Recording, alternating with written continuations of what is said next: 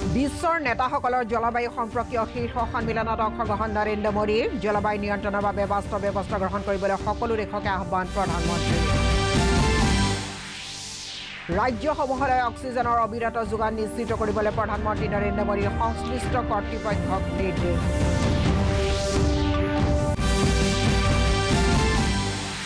আৰু IPL cricket প্ৰতিযোগিতাত ৰাজস্থান ৰয়েলছৰ বিৰুদ্ধে ৰয়েল চেলেঞ্জাৰ্ছ বাংগালুৰুত 10 উইকেটত জয়লাভ আজিৰ খেল পাঞ্জাব কিংছ বনাম মুম্বাই ইণ্ডিয়ানছ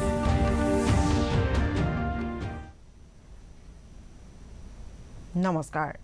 পুৱাৰ বাতৰিলৈ স্বাগতম জনাইছো ষ্টুডিঅ'ত মই জুলি শৰ্মা বৰুৱা এতিয়া বিতং বাতৰি উন্নয়নৰ ক্ষেত্ৰত বিভিন্ন প্ৰত্যাহ্বানৰ সন্মুখীন হোৱাৰ পিছতো ভাৰতে স্বচ্ছ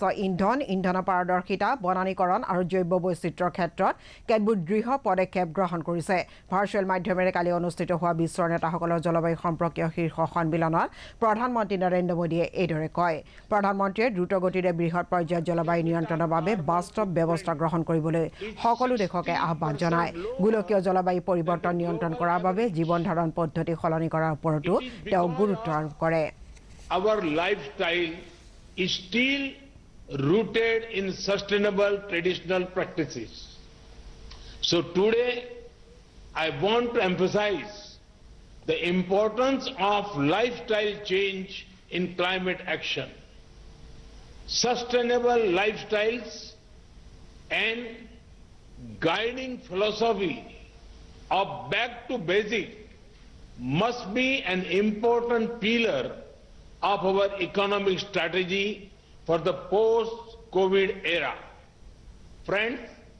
I recall the words of the great Indian monk, Swami Vivekananda. He called on us to arise, awake, and stop not until the goal is reached. Let us make this decade of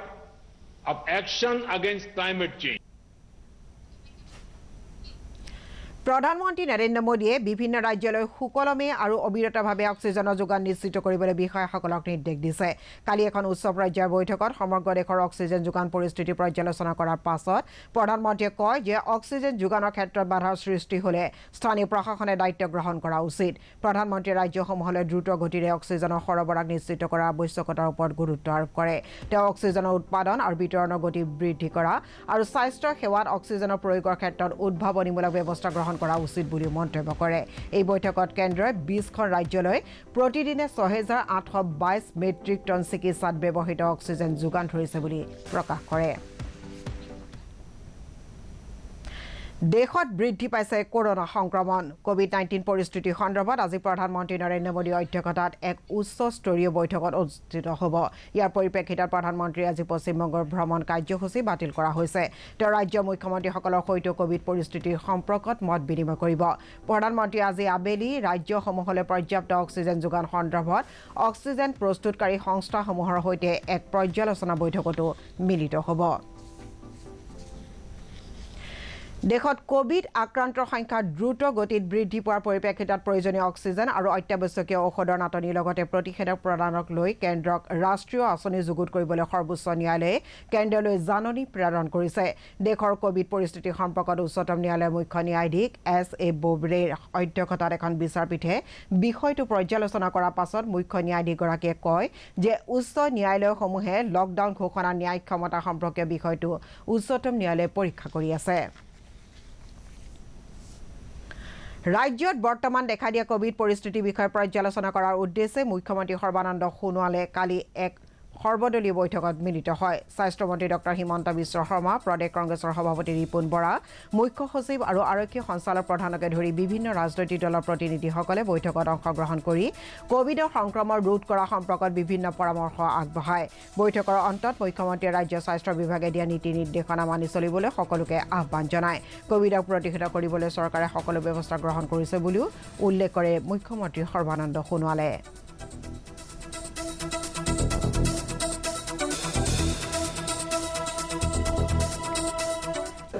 আমি সকলোৱে অৱগত যে বৰ্তমান এটা জটিল ৰূপ ধাৰণ কৰিছে এই অৱস্থাৰ পৰা ৰাজ্যৰ জনতাক উদ্ধাৰ কৰিব লগা হ'লে আমি সকলোৱে মিলি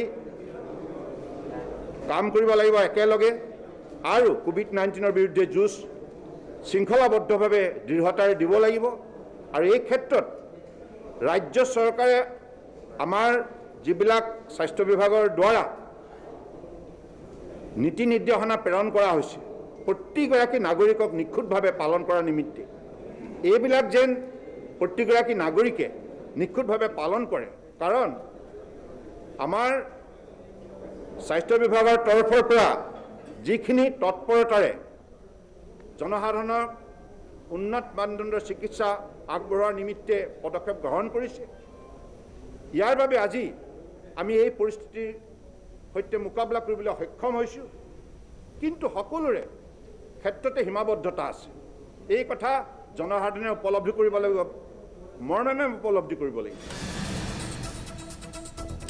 আনহাতে স্বাস্থ্যমন্ত্ৰী ডক্টৰ হিমন্ত বিশ্ব শৰ্মাই কয় যে ডিব্ৰুগড় বিমানবন্দৰত 4 গৰাকী লোকৰ দেহত কোভিডৰ ডাবল মিউটেণ্টৰ উপস্থিতি ধৰা পৰা বুলি উল্লেখ কৰে তেওঁ কয় যে ব্ৰিটেইন আৰু কেলিফৰ্ণিয়াৰ সংমিশ্ৰণত এই ভাইৰাছবিধ মহাৰাষ্ট্ৰত সংক্ৰমিত হৈছিল ষ্ট্ৰেইন আহিছিল এটা ডাবল মিউটেণ্ট ষ্ট্ৰেইনো আজি ICMR ধৰাত পেলাইছে সেইকাৰণে মই ভাবোঁ যে সতৰ্কতা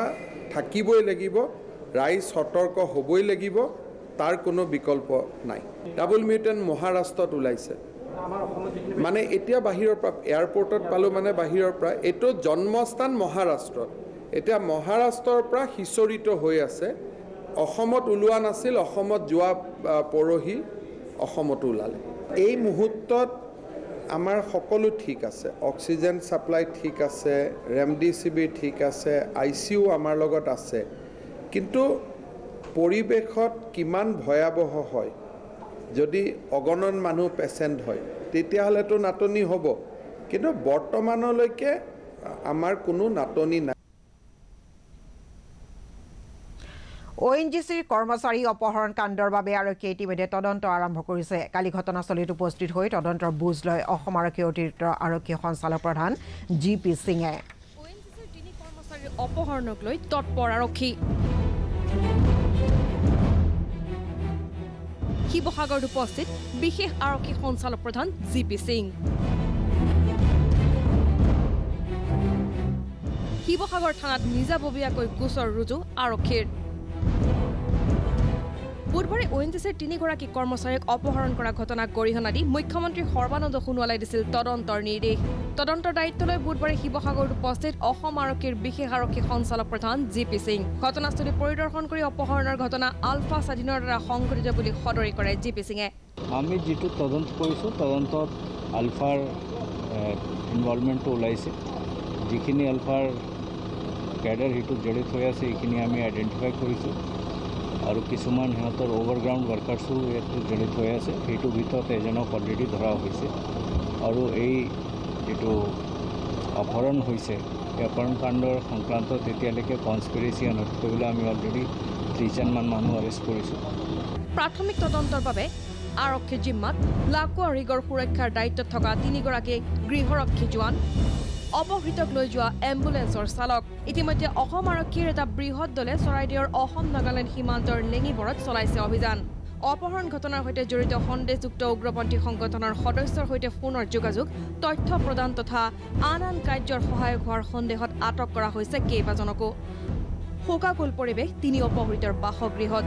অপহৃত মোহিনী মোহন গগৈ অলকেশ শইকীয়া আৰু ঋতুল শইকীয়াক মুকলি কৰি দিবলৈ কাতৰ অনুৰোধ পৰিয়ালবৰ্গৰ শিৱসাগৰৰ পৰা মুজাহিদ আলী চৰাইদেউৰ পৰা নবুল কোঁৱৰ বাতৰি বিভাগ DD অসম পশ্চিমবংগ বিধানসভা নিৰ্বাচনৰ 7ম আৰু 8ম পৰ্যায়ৰ নিৰ্বাচনী প্ৰচাৰ বৃদ্ধি পাইছে 7ম পৰ্যায়ৰ 36খন আসনৰ বাবে অহা 26 এপ্ৰিলত আৰু 8ম তথা অন্তিম পৰ্যায়ৰ 35খন আসনৰ বাবে অহা 29 এপ্ৰিলত ভোট গ্ৰহণ অনুষ্ঠিত হ'ব কেন্দ্ৰীয় গৃহমন্ত্ৰী অমিত শাহকে ধৰি ৰাজ্যিক বিজেপি কেইবাগৰাকীও নেতাই দলটোৰ হৈ বিভিন্ন ঠাইত কালি নিৰ্বাচনী প্ৰচাৰ চলায় ইফালে পশ্চিমবংগৰ মুখ্যমন্ত্ৰী মমতা বেনাৰ্জীয়েও বিভিন্ন সমদলত অংশগ্ৰহণ কৰি ৰাইজক সম্বোধন কৰে উল্লেখযোগ্য যে অহা 2 মেত ভোট গণনা অনুষ্ঠিত হ'ব 18 বছৰৰ ঊৰ্ধ্বৰ সকলো লোককে কোভিড প্ৰতিষেধক প্ৰদানৰ বাবে পঞ্জীকৰণ প্ৰক্ৰিয়া শীঘ্ৰেই আৰম্ভ হ'ব অহা মাহৰ 1 তাৰিখৰ পৰা আৰম্ভ হ'বলগীয়া তৃতীয় পৰ্যায়ৰ কোভিড প্ৰতিষেধক ল'বলৈ আগ্ৰহী লোকসকলক কোৱিন পৰ্টেল kowin.gov.in যোগে পঞ্জীয়ন কৰিবলৈ কেন্দ্ৰীয় স্বাস্থ্য মন্ত্ৰী ডক্টৰ হৰ্ষবৰ্ধনে অনুৰোধ জনাইছে স্বাস্থ্য সেৱাকৰ্মী আগশাৰীৰ কোভিড যোদ্ধা আৰু 45 বছৰ ঊৰ্ধ্বৰ সকলো লোকে তৃতীয় পৰ্যায়টো চৰকাৰী প্ৰতিষেধক কেন্দ্ৰসমূহত বিনামূলীয়াকৈ এই প্ৰতিষেধক ল'ব পাৰিব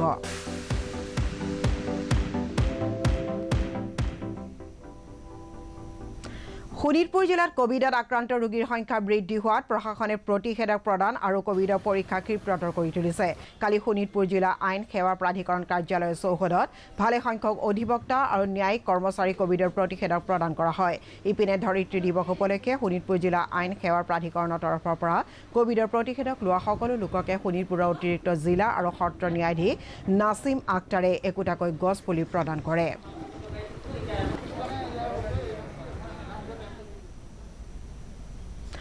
ৰাজ্যত কোভিড আক্ৰান্তৰ হাৰ দ্ৰুত গতিত বৃদ্ধি পাইছে কালি দিনটোত ৭৩,৪২৮ গৰাকী লোকৰ কোভিড নমুনা পৰীক্ষা কৰাৰ পাছত ১,৯৩১ গৰাকী লোকৰ দেহত কোভিডৰ উপস্থিতি ধৰা পৰে ইয়াৰ ভিতৰত কামৰূপ মহানগৰৰ ৬৮০ ডিব্ৰুগড়ৰ ১৪৩ কামৰূপৰ ১৩৬ আৰু নগাঁৱৰ ১০৩ গৰাকী লোক আছে আক্ৰান্তৰ হাৰ হৈছে ২.৬৩%। ইয়াকে লৈ ৰাজ্যত আক্ৰান্তৰ সংখ্যা ২,৩১,০৬৯লৈ বৃদ্ধি পাইছে কালি ৩৯৮ গৰাকী লোক সুস্থ হৈ উঠাত এতিয়ালৈ ৰাজ্যৰ আৰোগ্য হোৱা লোকৰ সংখ্যা ২,১৭,৯৯১লৈ বৃদ্ধি পাইছে আৰোগ্যৰ হাৰ হৈছে ৯৪.৩৪%। ইফালে কালি দিনটো ৰাজ্যত মুঠ 10 গৰাকী লোক এই ৰোগত মৃত্যু হয় ইয়াৰে ভিতৰত কামৰূপ মহানগৰৰ 3 গৰাকী কাৰ্বি আংলঙৰ 2 আৰু বৰপেটা ডিব্ৰুগড় কৰিমগঞ্জ শোণিতপুৰ আৰু তিনিচুকীয়াৰ এগৰাকীকৈ লোক আছে ইয়াকে লৈ ৰাজ্যত মৃত্যু হোৱা লোকৰ সংখ্যা ১,১৬০লৈ বৃদ্ধি হৈছে মৃত্যুৰ হাৰ হৈছে 0.৫%। ইফালে ৰাজ্যখনত এতিয়ালৈকে ১৮,২২,৮৭৯ পালি প্ৰতিষেধক প্ৰদান কৰা হৈছে ইয়াৰে ১৪,৫৪,৩৭৭ জনক প্ৰথম পালি প্ৰতিষেধক আৰু ৩,৬৮,৫০২ জনক দ্বিতীয় পালি প্ৰতিষেধক প্ৰদান কৰা হৈছে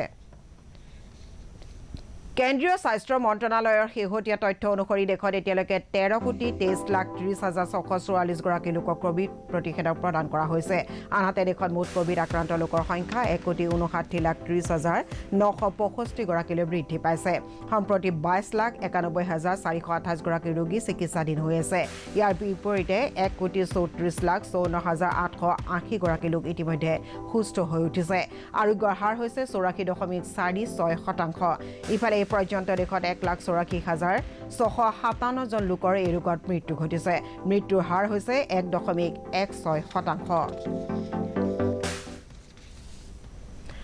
কোভিড-19 প্ৰতিৰোধ কৰিবলৈ দেশৰ বিভিন্ন প্ৰান্তৰ লগতে তিনিচুকীয়াতো প্ৰতিষেধক প্ৰদান কৰা হৈছে তিনিচুকীয়াৰ সাংবাদিক সন্থাৰ আহ্বান মৰ্মে কালি তিনিচুকীয়া আৰু ডিগবৈৰ ৪৫ বছৰ ঊৰ্ধ্বৰ ১৫ গৰাকী সাংবাদিকক তিনিচুকীয়া অসামৰিক চিকিৎসালয়ত নতুন আশাকৰ্মী কেন্দ্ৰত প্ৰতিষেধক প্ৰদান কৰা হয় বাকী সাংবাদিকসকলক ১ মে'ৰ পৰা কোভিড প্ৰতিষেধক প্ৰদান কৰা হ'ব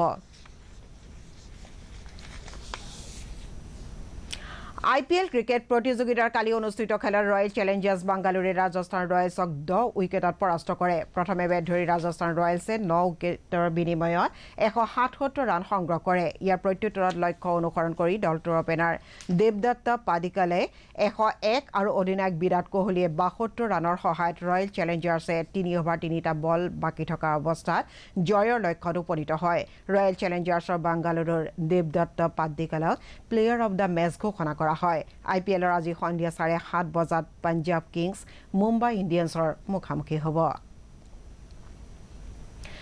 কৰোনা বিভীষিকাৰ মাজতে সম্পূৰ্ণ কোভিড নীতি নিয়ম পালন কৰি নগাঁও জিলাৰ কলিয়াবৰৰ কুঁৱৰীটোল বগাজান সত্ৰত পৰম্পৰাগত কড়ি খেল অনুষ্ঠিত হয় উল্লেখযোগ্য যে আহোম স্বৰ্গদেউসকলৰ আমোলত গড়গাঁও কাৰেংঘৰত ৰাজ পৰিয়াল আৰু ৰাজ বিষয়াসকলে সমন্বয় সম্প্ৰীতিৰ প্ৰতীক কড়ি খেলৰ আয়োজন কৰিছিল সম্প্ৰতি অসমৰ সংস্কৃতিৰ পৰা এই কড়ি খেল বিলুপ্তিৰ পথত কড়ি খেলৰ যোগেদি নতুন বছৰটোত ভাগ্য পৰীক্ষা গাঁৱৰ ডেকা গাভৰু আৰু বয়োজ্যেষ্ঠসকলৰ মাজত সম্প্ৰীতি পৰিৱেশ গঢ়ি তোলাটো এই খেলৰ অন্যতম লক্ষ্য কোভিড পৰিস্থিতি সম্পৰ্কে ৰাজ্যৰ মাজত সজাগতা বৃদ্ধিৰ উদ্দেশ্যে বিভিন্ন সংগঠনৰ তৰফৰ পৰা ভিন ভিন কাৰ্যসূচী গ্ৰহণ কৰা হৈছে ৰঙিয়া চহৰত ইউক্লিড গ্ৰুপ অৱ ইনষ্টিটিউচনে কৰোনা সন্দৰ্ভত কালি ৰাজ্যক সজাগ কৰাৰ উপৰি সঠিক পদ্ধতিত মাস্ক পৰিধান কৰা চেনিটাইজ কৰা সম্পৰ্কতো বিভিন্ন অভিযান চলায় ইয়াৰ লগতে ৰাজ্যৰ মাজত মাস্কৰ বিতৰণ কৰা হয় উত্তৰ-পূব সীমান্তৰ ৰেলৱে ৰেলযাত্ৰীৰ অতিৰিক্ত ভিৰ নিয়ন্ত্ৰণৰ হেতু গুৱাহাটী আৰু য়শৱন্তপুৰৰ মাজত এখন সাপ্তাহিক গ্ৰীষ্মকালীন বিশেষ ৰেল চলাবৰ বাবে সিদ্ধান্ত গ্ৰহণ কৰিছে। ৰেলযাত্ৰীৰ সুবিধাৰ বাবে ৰেলখন সম্পূৰ্ণ সংৰক্ষিত আসনৰ সুবিধাৰ সৈতে চলাচল কৰিব। অসমৰ অন্যতম জনগোষ্ঠীৰ দেউৰীসকলে পৰম্পৰাগতভাৱে বিহু উদযাপন কৰিছে। কালি পুৱা যোৰহাটৰ নাম দেউৰী গাঁৱত বোকা বিহু পালন কৰা হয়। গাঁৱৰ ডেকা গাভৰু পুৰুষ আৰু মহিলাসকলে পুৱাই ঘৰৰ পৰা ওলাই আহি গাঁওখনৰ প্ৰাথমিক বিদ্যালয় প্ৰাংগণত বোকা বিহু মাৰি আনন্দ উল্লাস কৰে। বাতৰিৰ পৰা বিদায় লোৱাৰ আগে এটা কথা মনত পেলাই দিছো, কৰোনাৰ বিৰুদ্ধে যুঁজত জয়ী হ'বলৈ শাৰীৰিক দূৰত্ব বৰ্তাই ৰাখক, চাবোনেৰে সঘনাই হাত ধুই থাকক বা হেণ্ড ছেনিটাইজাৰ ব্যৱহাৰ কৰক আৰু সঠিকভাৱে মাস্ক পিন্ধিবলৈ নাপাহৰিব। মাস্ক পিন্ধিয়া।